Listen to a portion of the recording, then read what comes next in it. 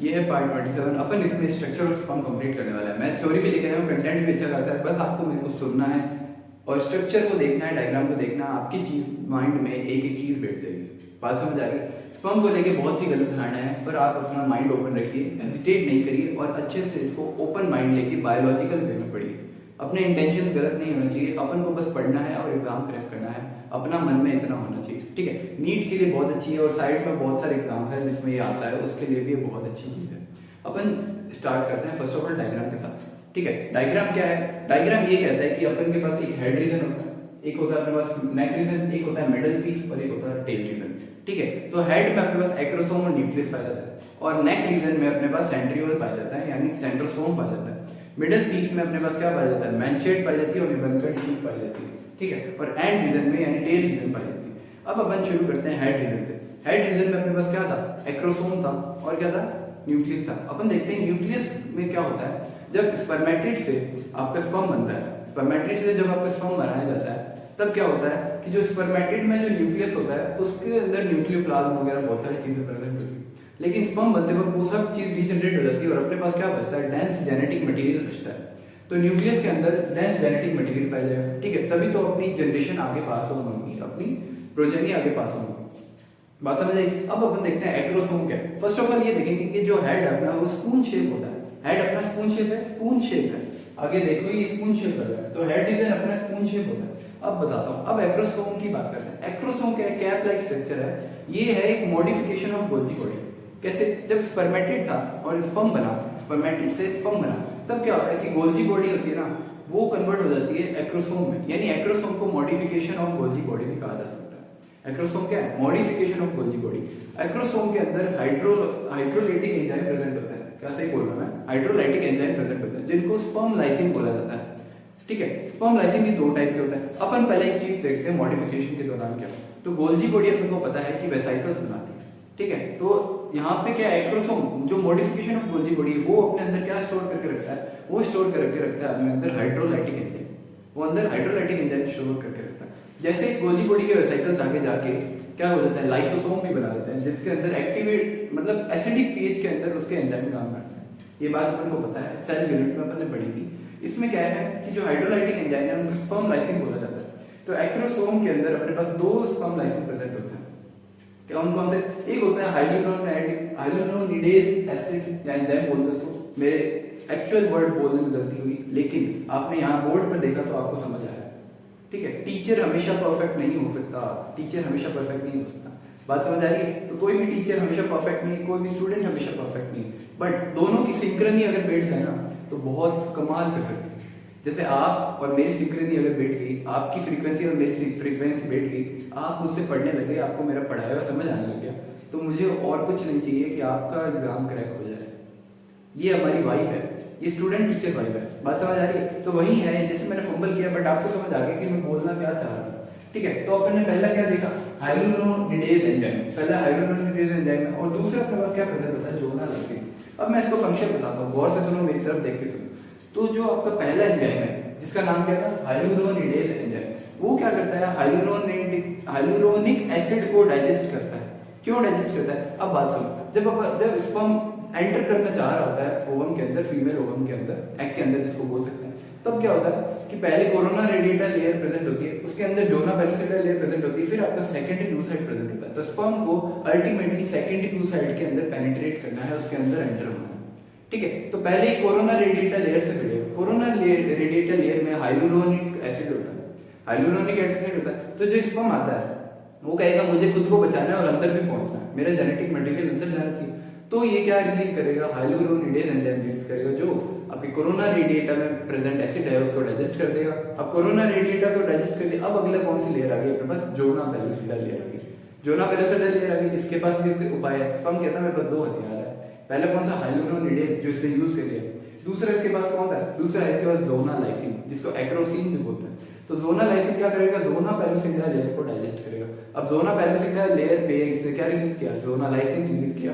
तो ये वाली लेयर भी, जोना पेलोसिटा लेयर भी डाइजेस्ट होगी। अब ये चला गया, इसके द्वार खुल गए, अब ये सेकेंडरी oocyte के अंदर एंटर कर जाएगा और सक्सेसफुली क्या कर देगा? पेनिट्रेट कर गया, तो ये आपका फर्टिलाइज्ड ओवम बना देगा। बात समझ आई? तो इसके पास दो हथियार अपन ने देखे। अब अपन थ्योरी पे देखते हैं। थ्योरी पढ़नी इंपॉर्टेंट है क्योंकि इससे क्वेश्चन आता है, सुनना भी इंपॉर्टेंट है क्योंकि विजुअल मेमोरी आपकी बहुत अच्छी होगी ना तो आप ऑटोमेटिक आंसर भी बना सकते हैं। बात समझ आ गई? ठीक है। तो digest hydrochloric acid of corona निग्रिटा, एक लेयर से निकले, अब दूसरी कौन सी लेयर? Zona pellucida layer. तो डाइजेस्ट करेगा zona pellucida layer by zona lysin enzyme. ठीक है, क्योंकि इसके पास ये हाइड्रोलाइटिक एंजाइम है। ये दो एंजाइम कवर हुए, एक्रोसोम कवर हो। अगला देखते हैं अपने पास क्या आता है, नेक रीजन आता है। इसमें दो टाइप के सेंट्रियोल प्रेजेंट होता है। कौन सा? एक प्रॉक्सिमल सेंट्रियोल, एक डिस्टल सेंट्रियोल। तो ये कुल मिला के जो स्ट्रक्चर बनाते हैं उसको सेंट्रोसोम बोलते हैं। सेंट्रोसोम के अंदर दोनों राइट एंगल पर अरेंज होते हैं, यानी दोनों सेंट्रियोल राइट एंगल पर अरेंज है।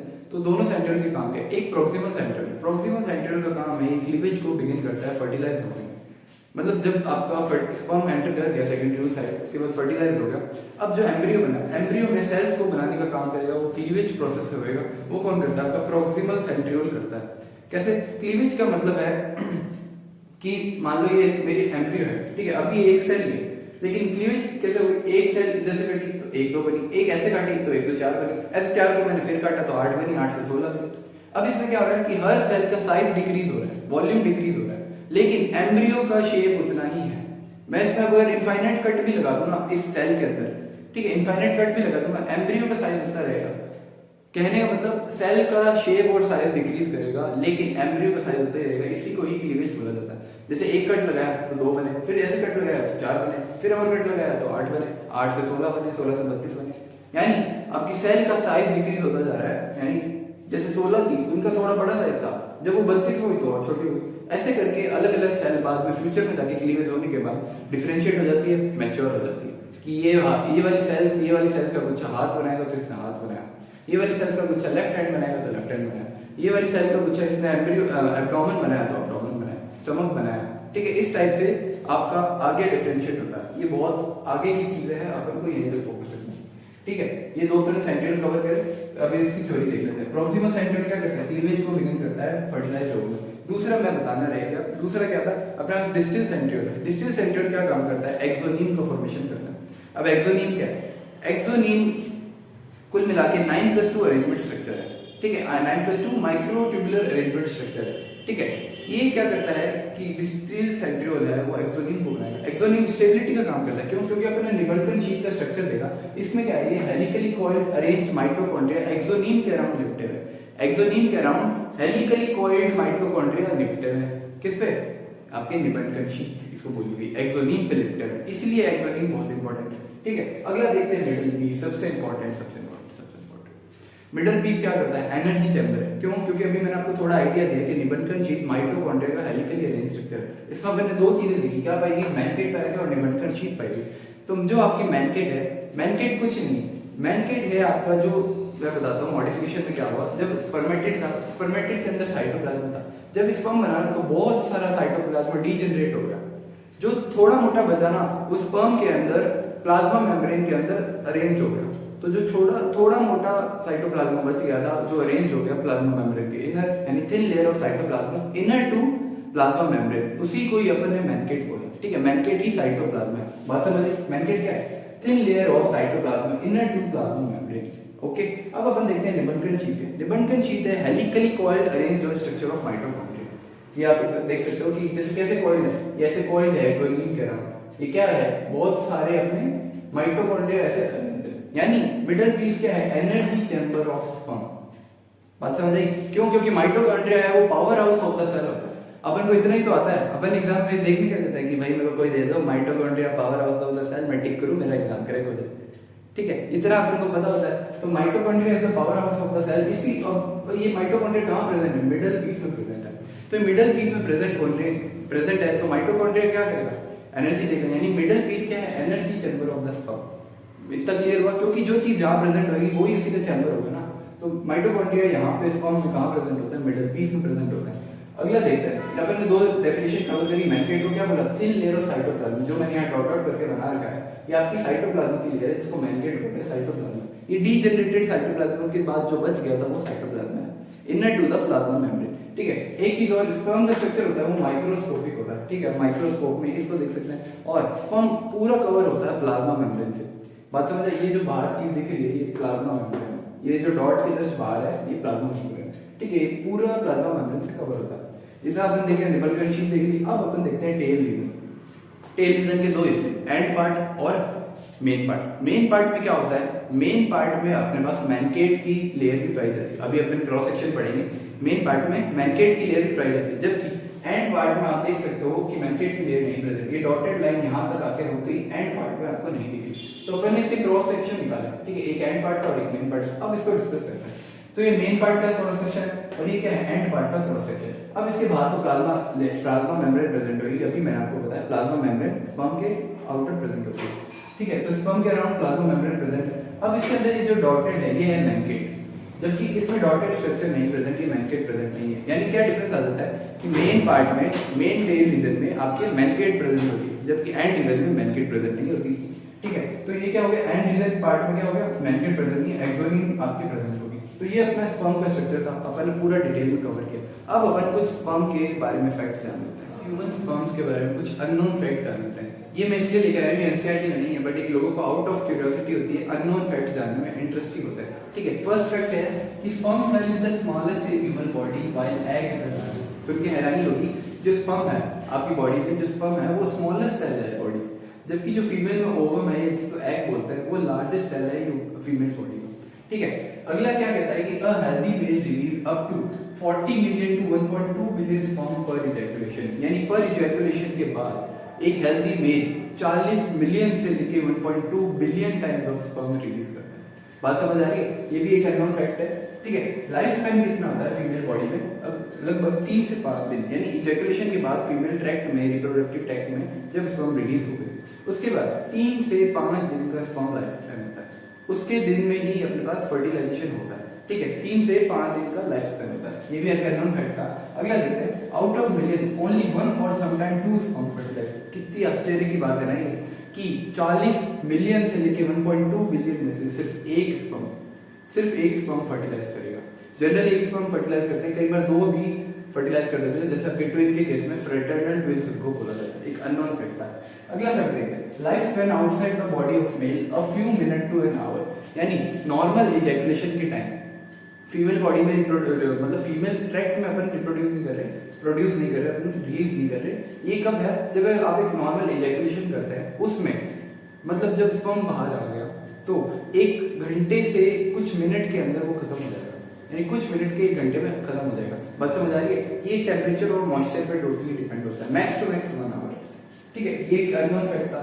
अगला क्या है, life span outside body of mail, ये तो अपन ने देख लिया, ठीक है। Body produces 1500 sperm every second. जो आपकी मेल रिप्रोडक्टिव है यानी टेस्टिस है, उसमें हर सेकंड 1500 स्पर्म बन रहा है, हर सेकंड 1500 स्पर्म बन रहा है। बहुत अननोन फैक्ट है, आश्चर्य हुआ होगा सुन के, ठीक है।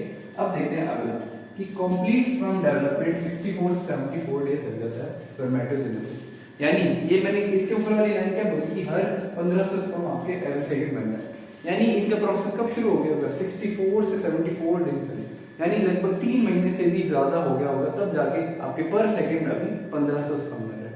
ये दोनों लाइन बहुत इंटरेस्टिंग है, कनेक्ट करके सोचो इनको कि आज जो आपका स्पर्म बना है ना, वो कब शुरू हुआ था, वो आपका शुरू हुआ था 3 महीने से भी पहले बनना शुरू हुआ था, ठीक है। तो कंप्लीट स्पर्मेटोजेनेसिस को प्रोसेस बोला जाता है, यानी मैच्योरेशन ऑफ स्पर्म। स्पर्म कैसे बनता है, उस फॉर्मेशन होता है, उसको अपन स्पर्मेटोजेनेसिस बोलते हैं। इस प्रोसेस में कितना टाइम लग जाता है एक स्पर्म बनने में, 64 से 74 डेज। आज जो आपका स्पर्म बन रहा है वो 3 महीने से भी पहले शुरू हुआ था, आज जाके वो आपको कंप्लीट हुआ है, यानी हर सेकंड 1500 स्पर्म आपके रिलीज हो रहे हैं अप्रॉक्सीमेट मेल हेल्दी बॉडी में, ठीक है।